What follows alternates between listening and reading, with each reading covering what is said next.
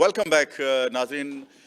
बात हो रही है, मैं भी दिल गिरफ्ता हूँ और मेरे मेहमान भी इस वक्त जो बात कर रहे हैं वो कोई, मैं समझता हूँ इतनी आसान बात नहीं है। आप सिर्फ अल्फाज सुन रहे हैं, लेकिन ये जो अल्फाज हैं इनका हम बड़ी एहतियात के साथ चुनाव करके आप तक पहुँचा रहे हैं। लेकिन जिस तरह से ये वाक़या हुआ है और जिस तरह से हमने टेलीविज़न की स्क्रीन्स पे या सोशल मीडिया पे 9 मई को जो वाक़यात देखे, जिस तरह शोहदा की यादगार को जलाया गया, जिस तरह शोहदा के वरसा के दिल पे खंजर चलाए गए, जिस तरह से उनकी बेहुरमती की गई, उसका अजाला कौन करेगा? ये मैं चूँकि अभी मैं ये सवाल करने जा रहा हूँ डॉक्टर साहब से और फिर दूसरे मेहमान से भी इसका हम जवाब लेंगे। डॉक्टर साहब, ये बड़ा अहम सवाल है। देखें जी, अजाला जो है वो तो रियासत की जिम्मेदारियों में शामिल है कि जब किसी के साथ कोई ज़्यादती हो, कोई जुल्म हो, तो अजाला तो ज़ाहिर है रियासत ही को अल्टीमेटली करना है। आज जिस जना हाउस के ऊपर आप खड़े हैं, ये जना हाउस ये आज के वक्त के हिसाब से ये करोड़ों रुपए की मालियत की जगह पे है और करोड़ों रुपए के अंदर ही ये शायद तामीर होगा अगर आज इसको इस कैपेसिटी में तैयार किया जाए। फिर सबसे बढ़ के यहाँ पर कायदे आज़म मोहम्मद अली जिन्नाह रहमतुल्लाह अलैह से मंसूब चीज़ें मौजूद थी, जिनको इस बेदर्दी के साथ ना सिर्फ तोड़ा गया, उनको जलाया गया, उनकी बेहुरमती की गई। कायदे आज़म कौन है? ज़रा सोचें तो सही। मैं और आप आज जिन आज़ाद फ़िज़ाओं में सांस ले रहे हैं, ये कायदे अल्लाह के बाद कायदे आज़म की मेहनत का समर है। वरना हिंदुस्तान के मुसलमान से आज़ादी की कीमत जाके पूछ लें, वरना कश्मीर के मुसलमान से आज़ादी की कीमत जाके पूछ लें, आज फ़लस्तीन गज़ा के मुसलमानों से आज़ादी की कीमत जाके पूछ लें। आज उनका कमज़ोर दिफा है तो आज फ़लस्तीन के ऊपर इसराइल बमबारी कर रहा है और पिछले 2 महीने से मुसलसल चल रही है और वो रोक नहीं पा रहे हैं। ये बदकिस्मती है कि आज हमारा मजबूत दिफा है। हिंदुस्तान हमसे 5 गुना बड़ा मुल्क है और जब आपका दुश्मन आपसे 5 यानी हम 25 करोड़ हैं तो वो 1.25 अरब हैं।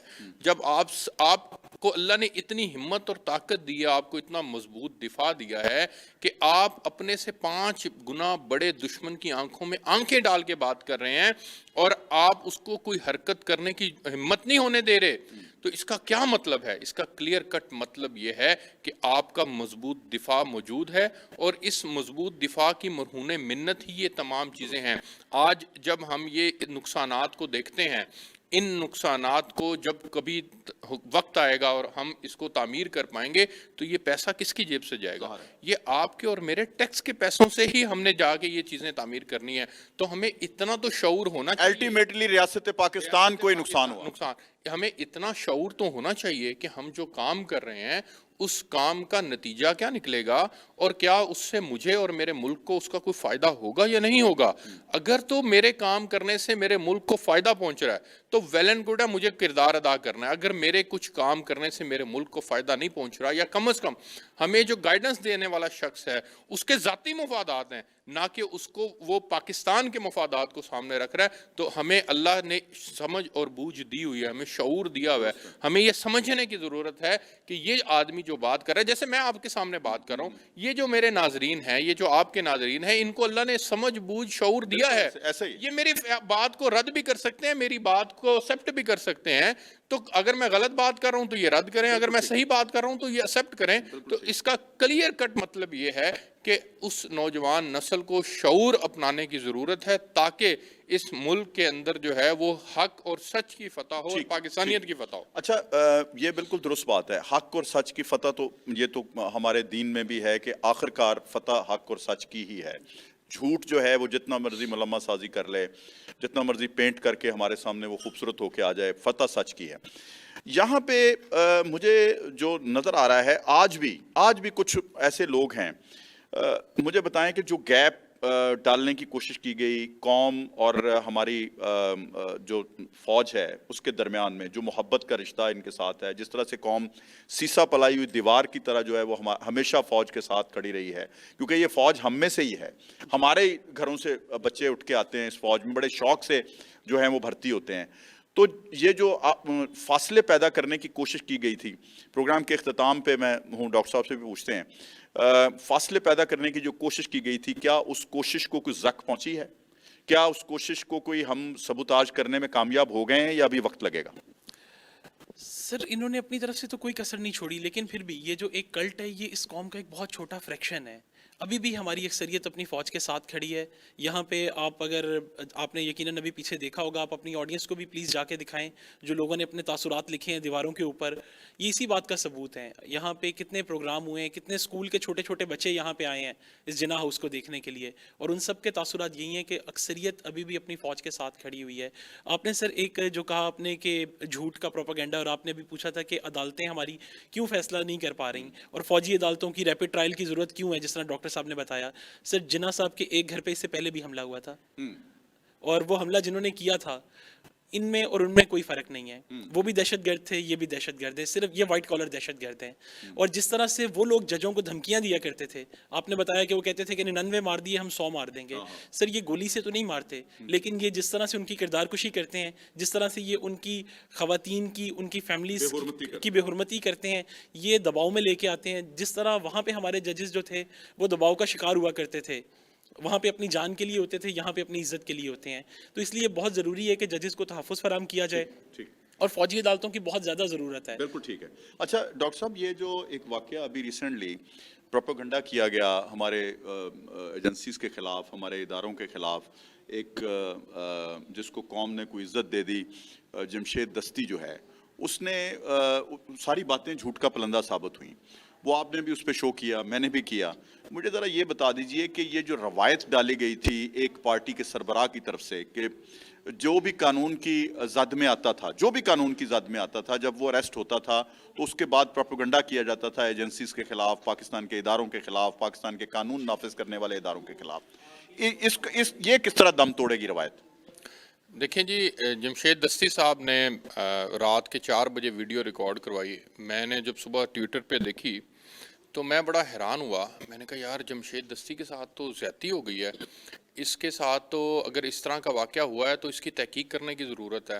تو میں جمشید دستی کے ماضی کے اندر چلا گیا اور دیکھنا شروع کر دیا میں نے کہ کیا جمشید دستی ماضی میں اس کا کنڈکٹ سچے انسان کا ہے یا وہ یو ٹرن کا بادشاہ ہے اور جھوٹ بولتا آیا ماضی کے اندر. تو جس عمران خان کی حمایت میں اس نے وہ ویڈیو پیغام ریکارڈ کروایا تھا، اسی عمران خان کے بارے میں جمشید دستی مجھے کہتا ہوا سنائی دیا کہ یہ عمران اگر اقتدار میں آ گیا تو یہ بہن اور بھائی کا نکاح کروا دے گا. یہ جمشید دستی مجھے کہتا ہوا سنائی دیا کہ یہ ایک عمران خان انتہائی بے شرم انسان ہے. یہ جمشید دستی مجھے عمران خان کے متعلق مغلظات کہتا ہوا سنائی دیا، نظر آیا. تو مجھے اس سے اندازہ ہوا کہ جو آدمی ماضی کے اندر عمران کے خلاف اتنے بیانات دیتا آیا ہے، وہ آج اگر عمران کی حمایت میں بیان دے رہا ہے تو یقیناً یہ کسی ایجنڈے کا حصہ ہے، یہ سچائی کے اوپر مبنی نہیں ہے. اور پھر ایجنڈا یہی تھا کہ اس نے پاکستان کے اداروں کو، دیکھیں سیکیورٹی فورسز، افواج پاکستان کے ادارے ہیں، پولیس پاکستان کا ادارہ ہے، دیگر ادارے پاکستان کے ادارے ہیں، اور ہم سب پاکستانی ہیں. آپ کسی کو ملائن کرتے ہیں تو آپ سچ کے اوپر مبنی بات کریں، حقائق کے ساتھ بات کریں، دلیل کے ساتھ بات کریں. میں تسلیم کروں گا، میں جمشید دستی کے ساتھ کھڑا ہوں گا. لیکن جب آپ حقائق بیان نہیں کرتے، آپ لائیں فوٹیج سامنے لائیں جس کے اندر وہ کہہ رہا ہے کہ میری بیوی کو ننگا کیا گیا، دکھا دیں ہمیں. کیا سیکیورٹی فورسز جو آدمی، اگر تو ان کے گھر میں پولیس گئی ہے، کیا ان کے گھر میں، پولیس والوں کے گھر میں ماں بہن بیٹی نہیں ہے؟ آج ہمیں اپنی ماں بہن بیٹی کا، اگر ہم کسی اور کی ماں بہن بیٹی کا تقدس کا خیال نہیں رکھیں گے تو ہماری گھر میں بھی تو ماں بہن بیٹی ہے نا. میں یہ سمجھتا ہوں کہ یہ ہماری تربیت کا حصہ ہی نہیں ہے. سیکیورٹی فورسز والوں کے گھر میں بھی ماں بہن بیٹی موجود ہے. اس لیے جمشید دستی کا یہ جو بیان تھا یہ ریالٹی کے اوپر مبنی میں اس لیے تسلیم نہیں کرتا کیونکہ یہ اسی عمران کے بارے میں ماضی کے اندر اتنی گالیاں دیتا آیا ہے کہ مجھے گمان یہ ہوتا تھا کہ اس وقت کے جمشید دستی کو سچا مانوں یا آج کے جمشید دستی کو سچا مانوں. اچھا، پروگرام کے آخر میں ساتھ سب کوئی قوم کے نام پیغام یہاں کھڑے ہو کے جناب اس میں. سر وقت آ گیا کہ اب قوم اپنے دشمنوں کو پہچانے، پروپیگنڈا سے باہر نکلے، اور جس طرح ابھی ڈاکٹر صاحب نے کہا کہ ہمیں ایک کاؤنٹر نیریٹو بلڈ کرنے کی ضرورت ہے. تو تمام محب وطن پاکستانی جہاں تک اپنی سٹیج کے اوپر جتنا لوگوں کو اویئر کر سکتے ہیں اس پروپیگنڈا کے خلاف وہ کریں. ہمیں جیسے ڈاکٹر صاحب نے بتایا کہ 1 کروڑ 25 لاکھ آبادی ہے انڈیا کی، لیکن صرف انڈیا ہی نہیں ہے، ہم 125 کروڑ، صرف انڈیا ہی ہمارا دشمن نہیں ہے، ہمارے تو بہت سارے دشمن ہیں. ہم پاکستان دنیا میں پوری مسلم امت کی اکیلی ایٹمی طاقت ہے. तमाम जितने भी इस्लाम यही हमारा कसूर है सबसे बड़ा, और हमारे पास ताकतवर फौज है। जी सर, अब देखें ना हमारी अदलिया, जैसे अभी डॉक्टर साहब ने कहा था कि अदलिया का इंडेक्स क्या है, लेकिन अल्हम्दुलिल्लाह हमारी फ़ौज का इंडेक्स देखें, इतने महदूद वसाइल के बावजूद हमारी फ़ौज टॉप 10 में आती है, 5वें 6ठे नंबर के ऊपर हमारी इंटेलिजेंस आती है। बिल्कुल ऐसा ही है। और बस यही पूरी दुनिया में हमारे दुश्मन जो बने हुए वो इसी वजह से बने हुए, तो हमें ही इस कौम को मजबूत कौम करना को है। ये साथ खड़ा होना चाहिए। अच्छा डॉक्टर साहब, बिल्कुल प्रोग्राम का अख्ताम हो रहा है, आप मुझे बताइए कि कौम के नौजवान जो हैं, जिनको अभी शऊर की ज़रूरत है, 18-19 साल के बच्चे जिनको वरगलाया गया, उनको कोई पैगाम?